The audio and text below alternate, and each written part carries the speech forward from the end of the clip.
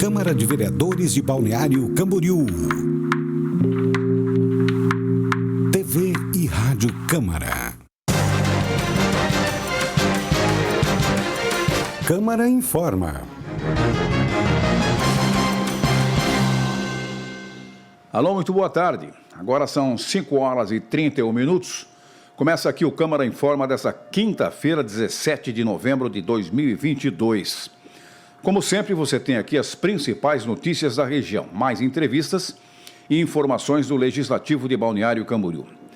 Hoje tem aqui o deputado estadual eleito Carlos Humberto e vice-prefeito e prefeito em exercício atualmente. Ele vai dar entrevista conosco aqui sobre as demandas da região. Mas aqui comigo também, com uma satisfação enorme, a jornalista Ellen Francine. Eu devia dizer, você que estudou na Inglaterra, eu podia dizer Francine, né? Ficar mais chique. Helen. É assim que eles chamam lá na Inglaterra. Helen. Vai lá. Então, muito boa tarde você que acompanha o Câmara Informa.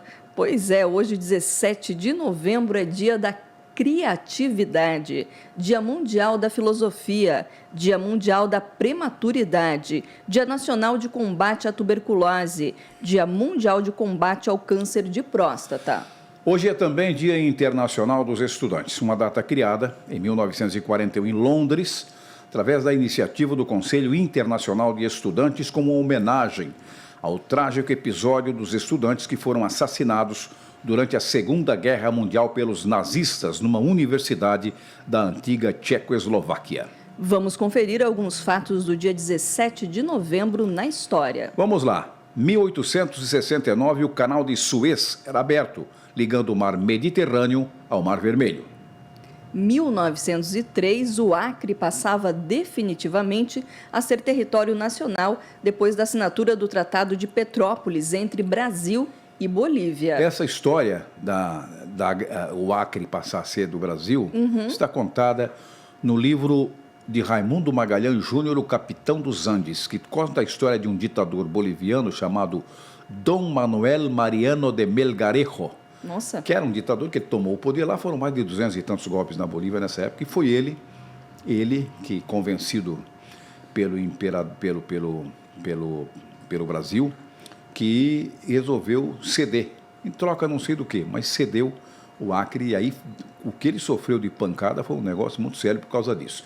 Mas veja só a coincidência, em 1869 era o canal de Suez, agora é o canal do Panamá, que em 1913 também foi aberto, só que fica na América Central, ligando os oceanos Atlântico ao Pacífico. Em 1933, os Estados Unidos reconheciam oficialmente o governo da União Soviética, 16 anos depois da ascensão comunista. Em 1941, o embaixador americano no Japão avisava o Departamento de Estado dos Estados Unidos sobre um possível ataque japonês à base de Pearl Harbor. Os americanos não acreditaram e os japoneses atacaram dia 7 de dezembro de 41. Ou seja, poucos dias depois, eles fizeram o ataque e quase destruíram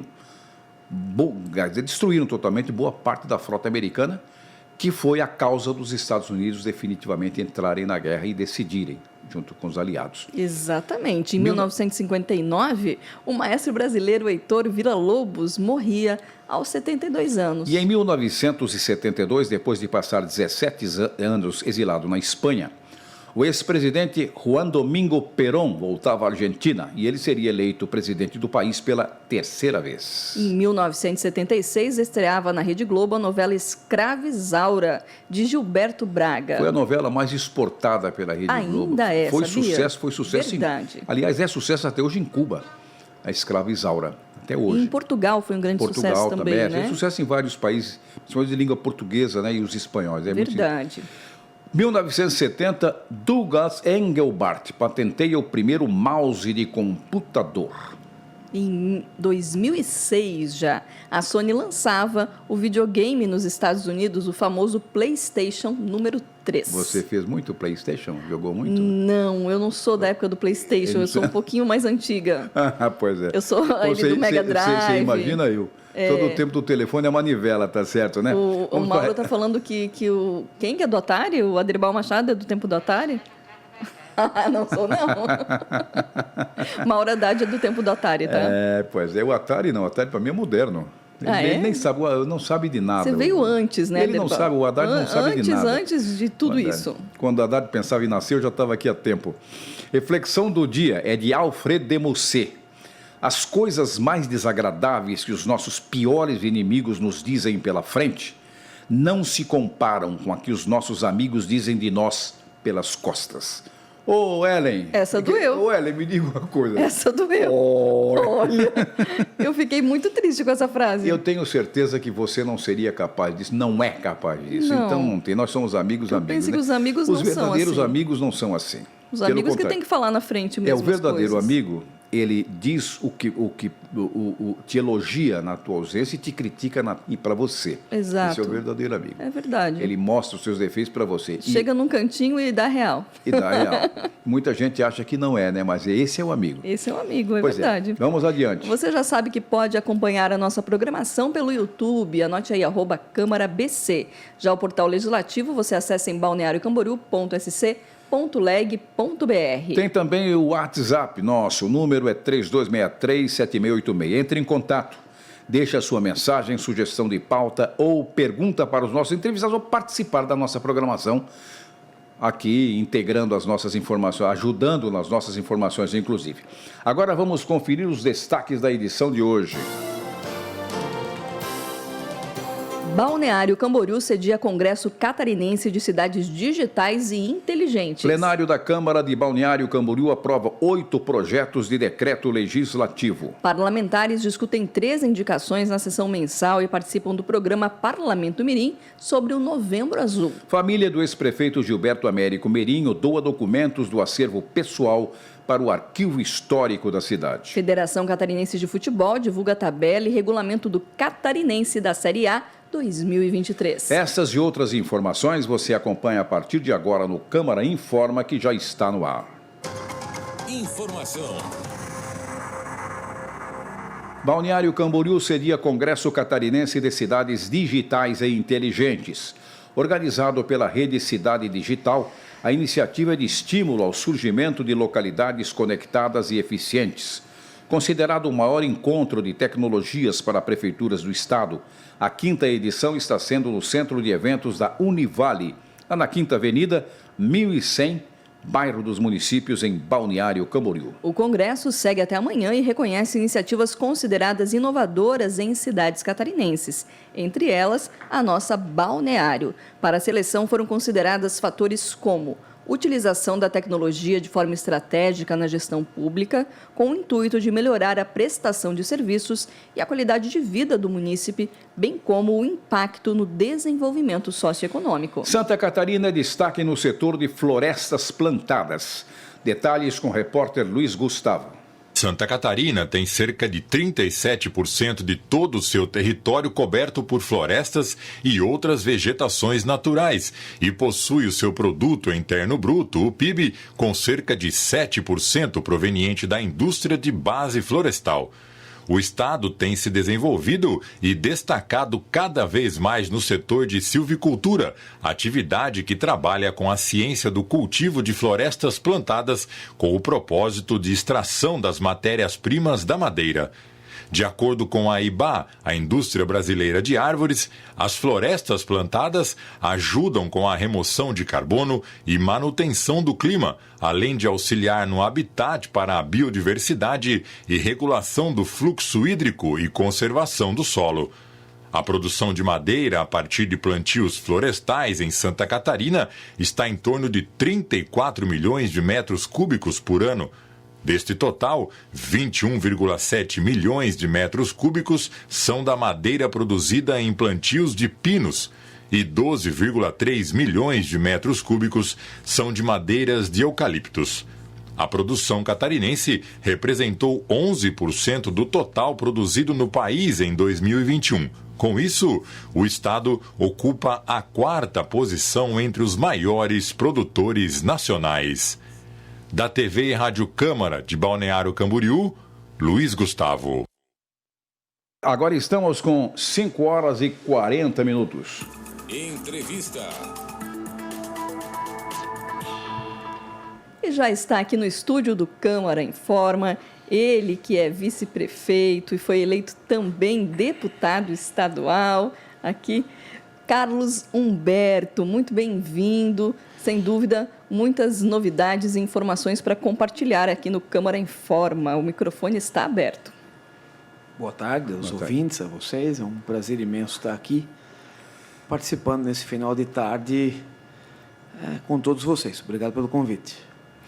Carlos Humberto, você, durante a campanha anterior e essa, e até no exercício de vice-prefeito, você quase foi um executivo, né, municipal, porque você sempre esteve muito integrado às gestões do município e da região. Quais são as nossas principais demandas aqui pelas quais você vai lutar? Como deputado? Como deputado. O principal problema de Santa Catarina é infraestrutura, sem sombra de dúvida, fornecimento de energia elétrica, principalmente trifásica, para que as nossas indústrias possam se desenvolver, para que a nossa agroindústria não pare de crescer, infraestrutura rodoviária e ferroviária para o escoamento da nossa produção, para a diminuição do custo da produção em Santa Catarina, a infraestrutura de coleta e tratamento de esgoto, saneamento básico. Somos o segundo pior estado da federação. A infraestrutura inerente aos nossos aeroportos e portos melhorou, mas tem muito a melhorar ainda. E as ligações intermunicipais, que há muito tempo o estado de Santa Catarina finge que não precisa fazer investimentos. Deixa, muitas das vezes, sobre a responsabilidade dos municípios, e dos nossos 295 municípios, 190 municípios têm menos de 10 mil habitantes, capacidade de investimento próxima de zero. Os grandes municípios, em sua grande maioria, com regiões metropolitanas bem formadas. O governo do estado precisa ser o grande incentivador dessas questões, e espero que o próximo governador, o governador Jorginho Melo, por conhecer Santa Catarina, por viver o dia a dia do estado, tenha a consciência de que precisa fazer esse tipo de investimento. O segundo grande problema é na saúde pública. Todos nós sabemos os problemas que nós temos, que nos trazem hoje a ter mais de 100 mil pessoas na espera por filas em cirurgia eletivas, exames. Isso não combina com o estado de Santa Catarina, isso fica muito aquém daquilo que é a nossa marca, que é uma de bom atendimento, de boa gestão, de qualidade. E a saúde pública precisa, nesse ano de 2023, de mutirões, de exames e cirurgias para que a gente reestabeleça a ordem do nosso estado. E o nosso terceiro grande problema, tem que se fazer uma reforma administrativa para que se diminua a máquina onde ela está grande demais e para que se invista na contratação de pessoal onde falta. Onde a gente pode enxergar isso muito bem é na segurança pública. Vou usar a Polícia Militar como exemplo. No ano de 2000, há 22 anos atrás, a Polícia Militar tinha praticamente 15 mil policiais na ativa, 14 mil, então quase 15 mil. E hoje não chega a 11. Olha o que cresceu a população de Balneário Camboriú, do estado de Santa Catarina como um todo, para o efetivo de Polícia Militar ter sido diminuído em praticamente um terço. Polícia Civil não foi diferente, nas outras áreas de segurança pública, tudo a mesma coisa. Então, nós temos que reformar a administração pública do estado de Santa Catarina para que a gente tenha menos gente na burocracia e mais gente na prestação de serviço. Então, eu julgo que esses são os três grandes gargalos do estado. Deixa eu colocar para você uma coisa aqui, porque a nossa queixa da região aqui sempre foi a ausência dos governos, indiferentemente de quem. Alguns participaram mais, outros participaram menos, outros nada, praticamente nada, levando em consideração as nossas necessidades. Você acha que o Jorginho vai ser diferente? Quer dizer, você será um cobrador em cima, já que você é companheiro dele? Claro que eu serei. E tenho certeza que o Jorginho reúne as condições necessárias para que nós tenhamos na nossa região investimentos. Os últimos grandes investimentos na nossa região foi a duplicação da rodovia Antônio Raio, que liga Brusque a Itajaí, que ficou capenga, só ficou E demorou, né? Só ficou pronto a metade, não está pronto, né? Ainda está em andamento. Ela não está pronta. Eu era deputado estadual quando o senhor Carlos Moisés anunciou a inauguração da rodovia Antônio Raio. Eu mandei uma nota de desagravo para a imprensa, denunciando que a rodovia não estava pronta. Metade do valor da obra é a interseção da Antônio Raio com a BR-101 e com a rodovia Contorno Sul em Itajaí. Então, foi metade da obra e a outra metade não fizeram, e hoje a gente paga o preço por isso. Quem está nos escutando, está na rodovia Contorno Raio em Itajaí agora, na Contorno Sul, sabe o que eu estou dizendo? Vai ficar parado para conseguir chegar na Marginal, para pegar ou Antônio Raio, ou a BR Sul ou Norte, vai ficar parado ali 40 minutos. Uhum. É um absurdo. Se você está no Antônio Raio e quer ir para a BR Sul ou Norte, também vai ficar parado meia hora ali. Isso é um absurdo. Esse trevo tem que sair do papel. Tenho certeza que o senador Jorginho Melo tem capacidade de montar uma boa equipe que vá atrás disso. As ligações pela Limeira para Camboriú já iniciaram. O doutor Elcio está licitando metade do trecho. Depois vai ter a outra metade para que seja feita e seria uma vergonha para o próximo governador do estado se ele deixasse a obra pronta pela metade e a outra metade não se terminasse. Está se iniciando também a pavimentação pelo Rio do Meio para se chegar na Caianduba, em Itajaí, uma obra importantíssima para a nossa região, que vai terminar no próximo governo.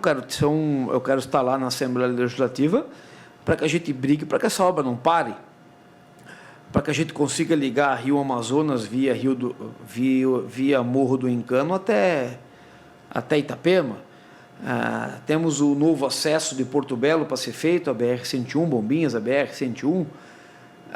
Temos enfim, as ligações entre os nossos municípios precisam melhorar. A questão da Polícia Militar, nós temos um baixo efetivo, isso precisa ser equilibrado. Nunca vai chegar ao ponto que a gente gostaria que fosse, porque tem pouco policial no total, mas nós não podemos ter menos policiais aqui do que as outras regiões por milhar de habitantes. Portanto, pelo menos essa equiparação a gente tem que ter. E temos que brigar para que o governo do estado faça o dever de casa, fazendo uma reforma que diminua a burocracia de Florianópolis, traga o governo do estado de maneira descentralizada para as regiões do estado de Santa Catarina e para que ele possa investir também na contratação na ponta, naquele servidor que vai realmente prestar o serviço para o cidadão, como é o exemplo da segurança pública. Então, com certeza estarei lá na Assembleia Legislativa como parceiro do Jorginho Melo para que a gente inicie as soluções desses problemas. Não serei leviano ao ponto, nem mentiroso ao ponto de dizer que isso vai ser solucionado em 4 anos. Isso são problemas que foram se acumulando. Vocês que fazem parte da imprensa e noticiam isso todos os dias, ao longo de 3 ou 4 décadas. Não vai se resolver em 4 anos, é claro que não, mas tem que se iniciar. Não dá para se ter mais um governo que só pense nessas ações que só dão o fruto imediato, ações de 1 ano, de 2 anos. É por isso que a gente está pagando esse preço hoje. Nós temos que ter um plano para Santa Catarina para os próximos 30, 40, 50 anos e quero ser parceiro para que se monte um plano desse. Falando em plano, o deputado deve estar, claro, por dentro desse plano consorciado, esse projeto de mobilidade urbana que a ANFRE também está participando. Enfim, dentro dessa ideia, contemplaria um túnel subaquático até aqui na nossa região. Há quantas andam essas obras? Elas estão andando mesmo? Não existe obra. Está só no projeto? Existe o projeto, está se buscando ainda o financiamento. Essa semana que passou, nós estamos chegando na última fase de aprovação no Banco Mundial. Ainda a fase de captação de recurso, é isso? A captação já está definida que vai ser através do Banco Mundial, mas você precisa aprovar o financiamento no Banco Mundial. Tudo complicado, é um consórcio de 3 municípios, com contrapartida do governo do estado. Teve aqui a missão do Banco Mundial, o diretor do Banco Mundial para o Brasil, junto com a missão deles, de infraestrutura, os engenheiros, toda a parte burocrática do Banco Mundial, estiveram aqui semana passada, fizeram reunião com os prefeitos, os 3 prefeitos, Fabrício, o prefeito de Itajaí e o prefeito de Navegantes, a equipe técnica desses 3 municípios, que serão os responsáveis pela contratação do financiamento e execução das obras de maneira terceirizada, né? Isso vai ser terceirizado para outros, mas certo. Quem vai tomar o empréstimo será os municípios, com contrapartida do Estado. Isso foi na quinta-feira. Na sexta-feira passada, quem os recebeu foi o governador eleito, Jorginho Melo, através até de uma intervenção minha. Eu não pude estar presente porque eu estava fazendo um exame de ultrassonografia na garganta, num problema que me deu. Pois é, a tua voz está um pouquinho diferente, né? No final da eleição. Foi muito excesso de voz aí. Foi o Fabrício lá, o governador Jorginho Melo firmou o compromisso do governo do Estado, então agora vai para a fase final documental dentro do Banco Mundial. Aprovado dentro do Banco Mundial, volta para se assinar por todos esses entes. Depois de assinado, tem que ter a autorização do Senado Federal, porque é um contrato internacional, e do Ministério da Fazenda. Nossa, mas tudo indica que está andando, então. Está andando, passo claro a passo está andando. Está andando. Está andando e está andando bem. Isso é bom, Porque né? essa obra é uma expectativa grande da comunidade. O grande drama é a velocidade com que isso anda, né? Como ele falou, tem a burocracia, como teve burocracia com relação à IMA, licenciamentos ambientais. Porque tem que ver que não é um valor, são 100 milhões de dólares. Nós estamos falando aí de praticamente 600 milhões de reais, aí, números arredondados. Você não consegue ter acesso a um volume de dinheiro desse sem uma investigação prévia, comprovação da capacidade de endividamento de cada um desses entes, as contrapartidas financeiras que tem que se dar. Não é porque é público, não, é porque é um valor muito alto, né? Volto a dizer, não é? Arredondando 600 milhões de reais. Então, o Banco Mundial também quer se cercar de todas as garantias, e eu acho que está certo. Carlos Humberto, você vice-prefeito, você extremamente entrosado com a realidade, principalmente de Balneário Camboriú. Como é que você configura a cidade de agora para daqui 30 anos? Atualmente tem obras sendo feitas, executadas, mas principalmente da infraestrutura. Mobilidade urbana, por exemplo, saneamento, o Rio Camboriú precisa de um trabalho de saneamento rigoroso, rápido, porque é um dos rios mais poluídos do Brasil, segundo levantamentos que são realizados. Como é que você encara esse nosso futuro em função das necessidades que nós temos de tomar providências agora, a partir de agora? Balneário Camboriú se preparou para o futuro, para os próximos 50 anos. Balneário Camboriú, eu estava hoje de manhã lá ainda, chega até o início do ano que vem, 100% de rede coletora de esgoto. Não vai ter nenhuma rua do nosso município que não vai ter rede instalada. Nós temos os planos, a nossa estação de tratamento está sendo reformada e ampliada para que a gente atenda a demanda futura. A nossa produção, a nossa central de produção de água potável também, ela é projetada para um crescimento de mais 20, 30 anos. A subestação de energia elétrica, que foi reformada e inaugurada no segundo ano do nosso governo, eu estava coincidentemente no dia como prefeito em exercício, também foi dimensionada para 30, 40 anos de crescimento em Balneário Camboriú. Balneário Camboriú vai terminar os seus investimentos no sistema viário. Binário Sul está pronto, as pontes sobre o Rio Camboriú estão prontas, falta o içamento da ponte antiga para que ela fique da mesma altura das demais pontes. Assinei hoje ainda 4 projetos, não me lembro o número, mas alguns projetos de lei de desapropriações do Binário Norte, que estão sendo encaminhados para que o Poder Legislativo nos autorize a fazer as indenizações para que as obras do Binário Norte até Itajaí elas se concluam em 2023, 2024. O nosso novo acesso à BR-101 pelo bairro Aridibá, que vai ligar o Aridibá para Praia Brava, BR-101, está pronto. É tudo uma questão agora orçamentária. A nossa praia foi reestruturada, está pronta, está linda, está saneada. Vem agora a obra de reurbanização, que nós esperamos esse dinheiro do Banco Mundial para fazê-lo. Se não dá, teremos que achar uma outra solução financeira, mas vai dar certo. O nosso plano de transporte urbano integrado elétrico compatível com aquilo que tem de mais moderno do mundo, engloba também esse contrato do Banco Mundial, está em vias de ser feito. Então, a nossa cidade está preparadíssima para um crescimento, no mínimo, no ritmo de hoje, para os próximos 30, 40, 50 anos. Tudo que tinha que ser feito para isso está sendo feito. E agora estamos discutindo o plano diretor também para preparar a legislação para que ela norteie esse crescimento. Então, eu acho que se existe um local em Santa Catarina, no Brasil, onde o dever de casa está sendo feito, é aqui. Bom, Balneário Camboriú é cidade modelo... Desculpa, com relação ao Rio Camboriú, que o senhor dizia. Sim. Com relação ao Rio Camboriú, o poder público de Balneário Camboriú não tem a jurisdição e o poder para fazer o saneamento. Onde nós podemos fazer, que é o canal do Marambaia, estamos fazendo. Sim. Nós vamos entregar nessa temporada o canal do Marambaia pronto, né, com a dragagem pronta. O Rio Camboriú depende do nosso município vizinho, a nossa cidade-mãe, que faça a sua rede coletora e tratamento de esgoto. E o governo do estado tem que ser um incentivador nesse sentido, porque Camboriú, é sabido, não tem capacidade de endividamento nem de investimento para isso, e o governo do estado tem que atuar como parceiro do município de Camboriú para que esse problema na próxima década seja solucionado, e fazendo isso está ajudando o Balneário Camboriú por tabela. Eu coloquei isso exatamente em função do dever do Estado com relação a isso, a atenção que o Estado deve dar, porque o Rio Camboriú é um rio estadual, já que ele nasce e morre aqui, morre não, ele deságua no mar aqui na região, ele cobre apenas 2 municípios, na verdade, então ele é um rio estadual.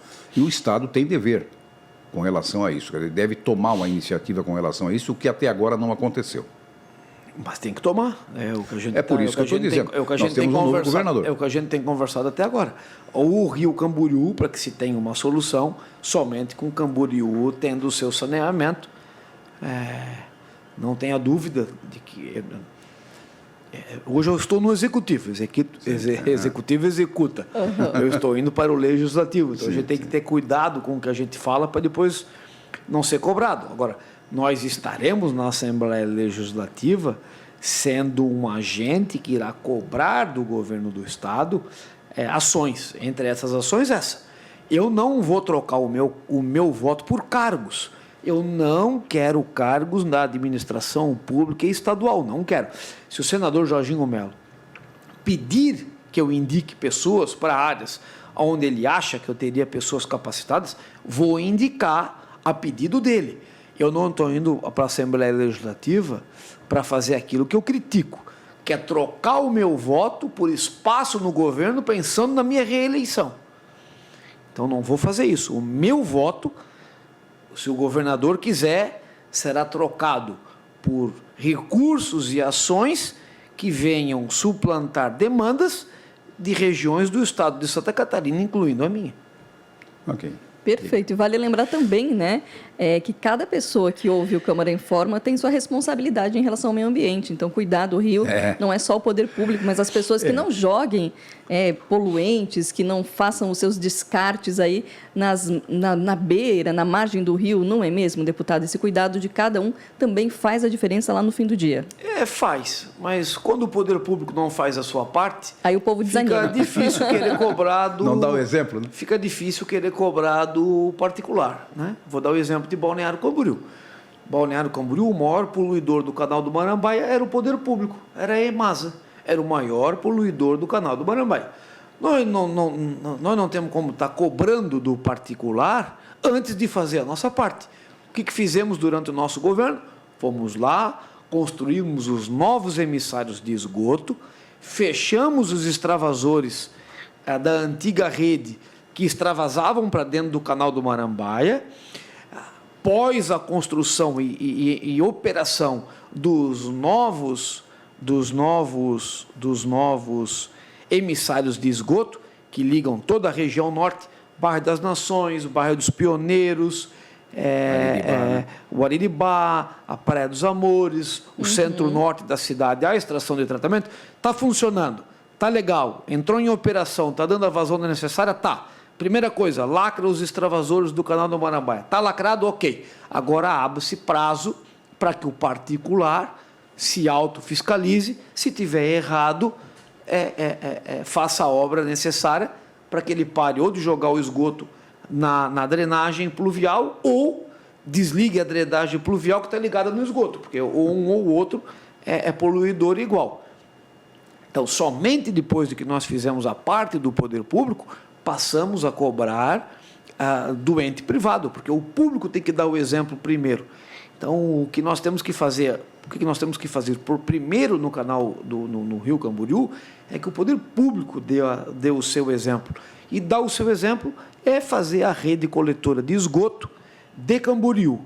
Existe a estação de tratamento de esgoto de Balneário Camboriú que pode ser ampliada e atenderia tranquilamente o município de Camboriú. Essa proposta nós vamos colocar na mesa, porque é do nosso interesse, da nossa empresa municipal, tratar o esgoto, porque nós vamos cobrar para isso, é mais receita, mais lucro para investimento da nossa empresa. Se aquele município, ou se a Casan, ou se o governo do estado não quiser, aí vão ter que construir uma outra estação de tratamento. Na minha opinião, é algo economicamente errado, deveria se usar a estação que já existe. Agora, são projetos. Se for outra decisão, tudo bem. Mas depois de fazer a sua parte, começa a cobrar do privado.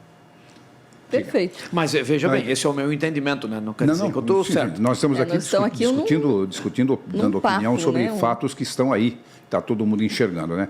Você queria deixar alguma mensagem especial aí, na expectativa da sua posse como deputado, não demora muito, já estamos aí há menos de 2 meses da sua posse efetiva, né? Como deputado estadual. Nós acabamos de sair do pleito eleitoral, nós tivemos amplo espaço de debate para nós colocarmos as nossas ideias, aquilo que nós pensamos para a nossa participação como parlamentar no estado de Santa Catarina. Acho que isso foi bem debatido e bem colocado. Eu vou para lá para ser um deputado da base do PL 22, claro. Tenho ligação com o governador Jorginho Melo, claro que tenho. Mas o meu voto é um voto independente, é um voto em favor de Santa Catarina. É um voto, volto a dizer, o meu voto não será trocado por espaço. O meu voto será trocado por recursos e ações que reverberem em favor da sociedade de Santa Catarina. Esse é o meu maior compromisso e é um compromisso que eu firmei com a sociedade de Santa Catarina e que eu vou cumprir. Aqui em Santa Catarina nós somos base do governo e não temos problema nenhum, se tiver que cobrar. E no âmbito federal nós somos totalmente oposição e usaremos do nosso gabinete e da nossa tribuna para denunciar tudo aquilo que de errado acontecerá na esfera federal, que eu não tenho certeza que vai ser um desastre, não tenho dúvida que vai ser um desastre, já está sendo um desastre mesmo antes de começar, imagina depois que começar. Ok. Obrigado, Carlos Humberto. Um abraço grande aí, felicidades na nova realidade, uma feliz realidade para a nossa região, para o estado de Santa Catarina, a sua posse como deputado estadual. Eu que agradeço. Muito obrigado pelo espaço. Uma boa semana a todos vocês. Obrigada. Obrigado para você. Agora são 6h04 na 101,5 FM conectada com você. O Câmara Informa vai para um breve intervalo e nós voltamos já. Você está acompanhando o Câmara Informa. Existem mães que veem seus bebês no berço e mães que veem seus bebês na incubadora. Mães que pegam seus bebês no colo. E mães que só podem tocá-los com as mãos. Mães que amamentam no peito. E mães que não podem amamentar por um tempo. Tem mães que doam seu leite, pois sabem que o pouco doado pode salvar a vida de bebês prematuros ou de baixo peso internados em unidades neonatais. E por isso, muitas mães agradecem. Doe leite materno e receba a gratidão de uma vida. Informe-se no banco de leite humano mais próximo. Ministério da Saúde. Governo Federal. Pátria Amada Brasil. Na vida, cada segundo importa. No tratamento do infarto agudo do miocárdio também. O governo federal, por meio do Ministério da Saúde, criou uma série de ações para aprimorar o atendimento e o tratamento da maior causa de morte no país. Em situações de emergência, os primeiros minutos são essenciais. Agora, os pacientes são atendidos ainda na ambulância. Ao sentir os sintomas, ligue 192 SAMU. Ministério da Saúde, Governo Federal, Pátria Amada Brasil. Você está acompanhando Câmara Informa.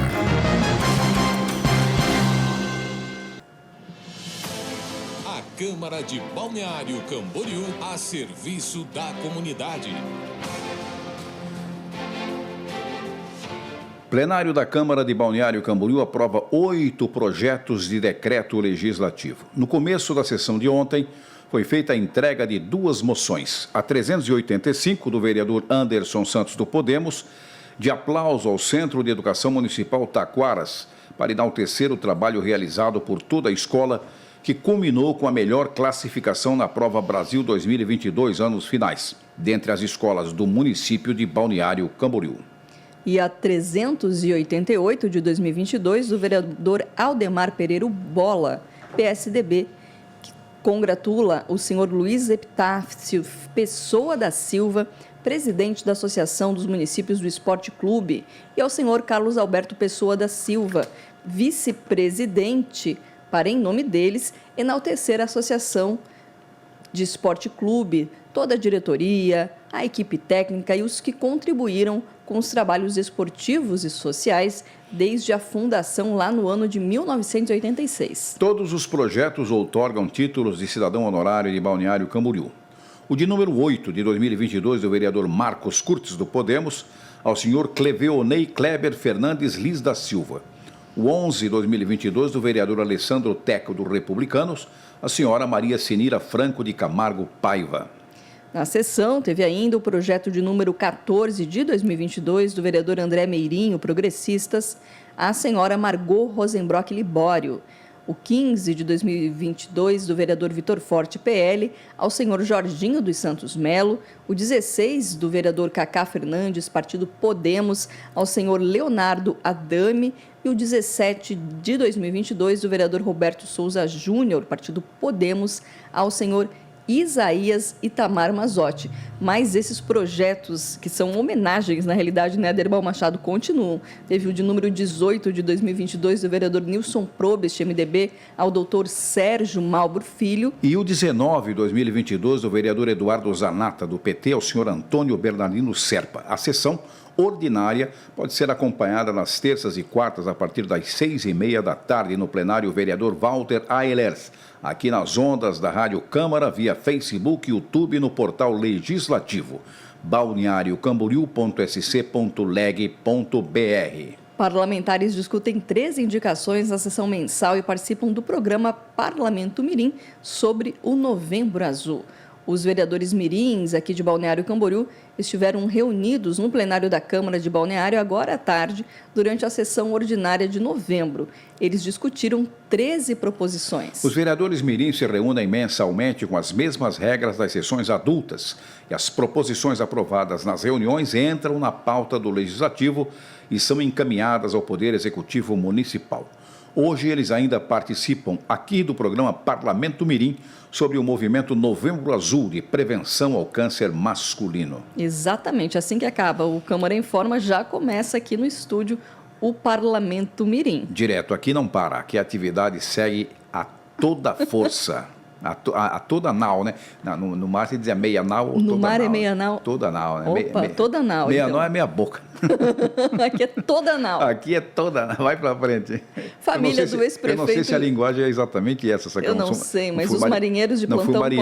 Eu fui soldado do Exército, então já do Exército não sabe essas coisas. Os marinheiros podem nos socorrer, por favor. Aí, o WhatsApp é 3263-7686. Pode corrigir sem problema. Manda um zap corrigindo os apresentadores, por favor. Família do ex-prefeito Gilberto Américo Meirinho doa documentos do acervo pessoal para o arquivo histórico.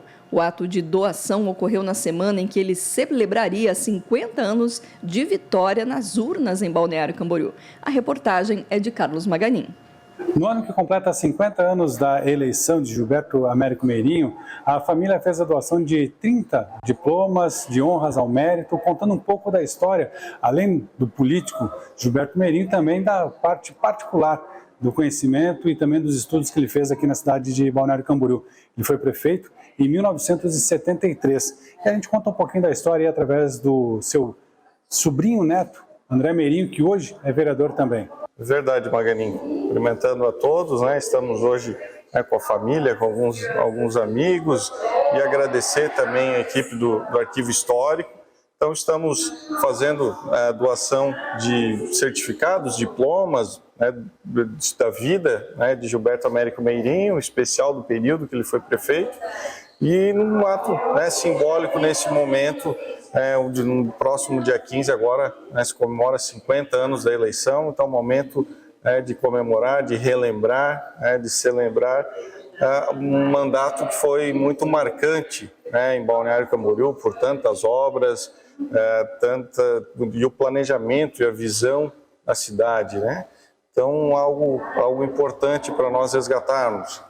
Então, se nós formos pensar, por exemplo, o alargamento da Avenida Atlântica, da calçada da Avenida Atlântica para 6 metros, na abertura da 3ª Avenida, da 4ª Avenida, planejamento início da 5ª, a Estrada Costa Brava, que hoje é Interpraias, abertura, né, o início, a doação do terreno lá para Citur Rodofeira, onde hoje está o Centro de Eventos, alargamento da Avenida do Estado, então, o Código Tributário, o Código de Obras, obras e edificações, normas e instalações. Primeiro projeto de saneamento foi, né, na época, lá em 1976. Então, é um grande legado, né, que as pessoas resgatam, comentam, e que é importante, né, fazer o resgate nesse período. E agora, então, a doação da família para o Arquivo Histórico, que vai poder cuidar, né, muito melhor do que pessoalmente. Quem conta um pouquinho também da história, e como pai, é a filha, uma das filhas de Gilberto Américo Meirinho, que também participou dessa entrega desse material aí, completando aí os 50 anos da eleição dele como prefeito de Balneário Camboriú, o 3º prefeito eleito da cidade, que trouxe muito desenvolvimento aqui para a cidade. Eu fiquei realmente muito emocionada, porque o pai foi muito dedicado, tanto é que a gente sempre diz, o pai não foi um político, o pai foi um administrador, e realmente, como todo mundo fala, ele foi um visionário. Tanto é que até agora o Jorge Cachel estava relembrando que ele disse para o pessoal, qual foi a obra de Balneário que o seu Meirinho não teve participação? E ele disse que até hoje ninguém lhe disse uma obra sequer. Então, realmente, o pai teve uma grande visão, uma grande participação no desbravamento, no planejamento de Balneário. Isso a gente fica muito lisonjeado. Eu estou hoje aqui com netos, com filhos, com netos, com bisnetas. Então está todo mundo conhecendo um pouquinho da história do vô Meirinho, do bisavô, do tataravô, né? Então isso nos deixa muito emocionados, muito felizes, com certeza.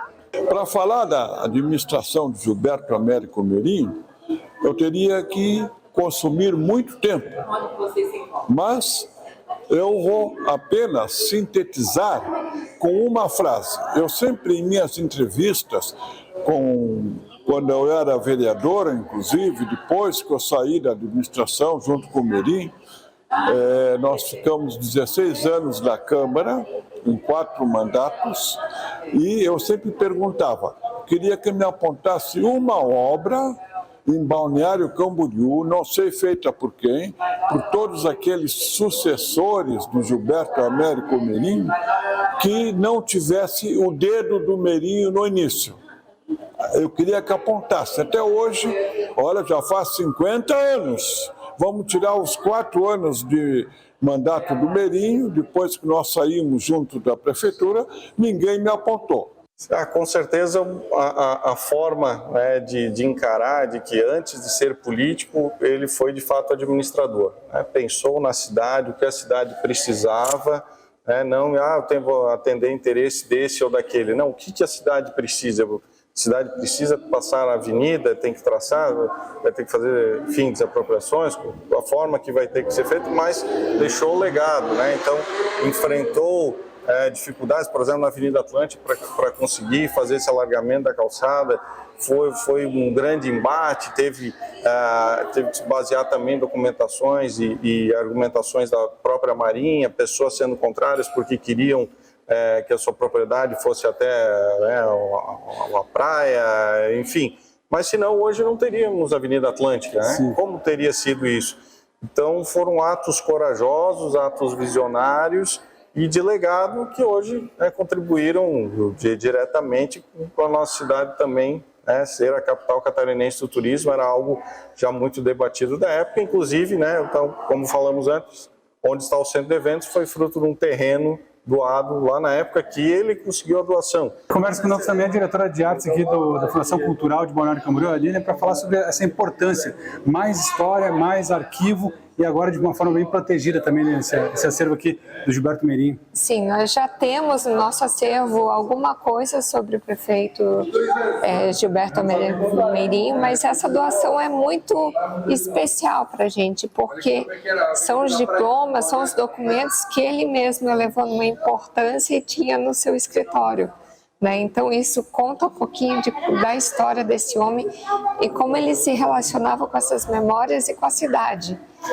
Então é bem importante para a gente compreender um pouco melhor como foi a relação dele com a cidade, como foi a relação dele com as pessoas, e com esse acervo maravilhoso que hoje a gente tem acesso público. É muito interessante ver o carinho e a delicadeza com que ele tratou cada documento desse, E a gente se sente muito honrado por essa doação da família, de nos passar agora essa responsabilidade desse acervo. Buenas, estamos agora com 6 horas e 21 minutos. Palestra aborda o câncer infanto-juvenil na próxima segunda na Câmara. A Escola do Legislativo de Balneário Camboriú, Félix Eugênio Reichert, promove na próxima segunda-feira, dia 21 de novembro, uma palestra sobre a prevenção ao câncer infanto-juvenil, alusiva ao Novembro Dourado. O evento será aberto ao público a partir das 3 da tarde no plenário da Câmara e terá como palestrante Michele Luiza Schittler, enfermeira pediátrica e neonatal do Posto de Atenção Infantil, o PAI, de Balneário Camboriú. O Instituto Nacional do Câncer aponta como tumores mais frequentes na infância e na adolescência as leucemias, que afetam os glóbulos brancos, os que atingem o sistema nervoso central, e os linfomas, sistema linfático. De acordo com o Instituto, em torno de 80% das crianças e adolescentes acometidos da doença podem sim ser curados, se diagnosticados precocemente e tratados em centros especializados. Federação Catarinense de Futebol divulga a tabela e o regulamento do Catarinense da Série A 2023. Luiz Gustavo está aqui com os detalhes. Os detalhes do campeonato catarinense foram confirmados no Conselho Técnico, realizado no último dia 10, na sede da Federação Catarinense, em Balneário Camboriú. A competição reunirá 12 clubes: Atlético Catarinense, Avaí, Barra Futebol Clube, Brusque, Camboriú, Concórdia, Chapecoense, Criciúma, Figueirense, Hercílio Luz e também a equipe do Marcílio Dias. O formato da disputa é praticamente o mesmo do ano passado. Os clubes jogarão entre si em turno único. Os 8 primeiros avançam e os 2 últimos são rebaixados para a Série B. Das quartas de final até a final, os jogos serão de ida e volta em formato olímpico. Em caso de igualdade na soma das duas partidas, o vencedor será conhecido nos pênaltis. A competição inicia no dia 14 de janeiro e a grande final está prevista para ocorrer no dia 8 de abril. Na primeira rodada, o Figueirense enfrenta o Atlético Catarinense. Chapecoense joga contra o Avaí. O Criciúma recebe o Concórdia em casa e o Marcílio Dias enfrenta o Hercílio Luz. O Barra Futebol Clube vai até Brusque enfrentar o time local. E o Camboriú recebe em casa a equipe do Joinville. E a abertura do Campeonato Catarinense da Série B será no dia 28 de maio. A confirmação foi feita em conselho técnico realizado na tarde de ontem, na sede da Federação Catarinense de Futebol, em Balneário Camboriú. A competição, na próxima temporada, reunirá 9 clubes: Carlos Renault, Metropolitano, Nação, Caravaggio, Internacional, Guarani, Juventus, Caçadores, Santa Catarina. O formato da disputa será o mesmo do ano passado.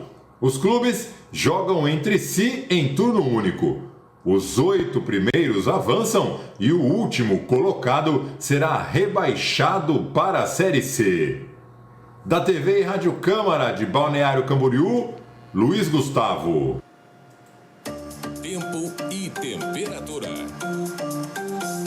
Confira como fica o tempo em Santa Catarina com o meteorologista da Defesa Civil, Felipe Teodorovitz.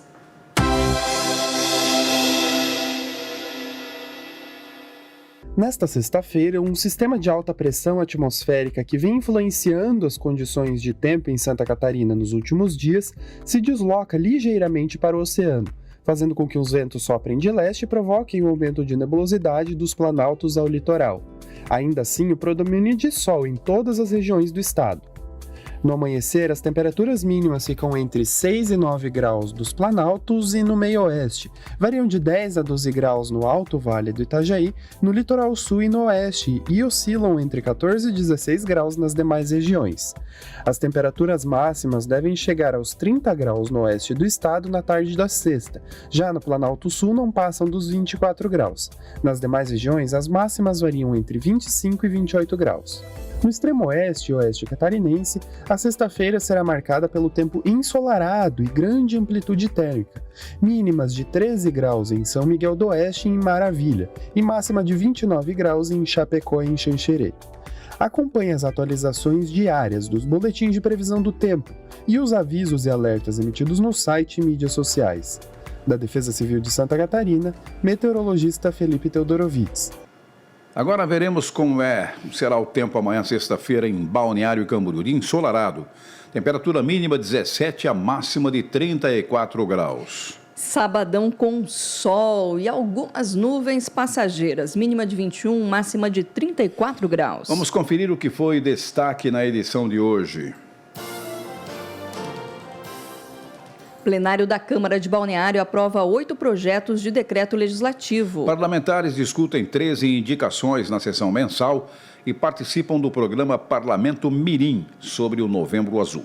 Família do ex-prefeito Gilberto Américo Meirinho doa documentos do acervo pessoal para o arquivo histórico da cidade. Federação Catarinense de Futebol divulga a tabela e o regulamento do Catarinense da Série A 2023. Vamos à ficha técnica do programa de hoje. Câmara Informa de hoje foi apresentado por Aderbal Machado e Ellen Francini. Reportagens de Carlos Maganin e Luiz Gustavo. Operacional Mauro Haddad, Renato Soares. O Câmara Informa é uma realização do Departamento de Comunicação Social e TV da Câmara de Vereadores de Balneário Camboriú. Siga na sintonia da Rádio Câmara 101,5 FM conectada com você. Mais notícias amanhã na primeira edição do Câmara Informa com Elias Silveira e Luiz Gustavo. Tenha uma boa noite e até mais. Até mais. Você acompanhou o Câmara Informa.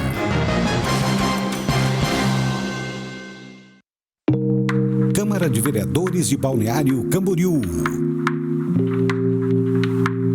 TV e Rádio Câmara.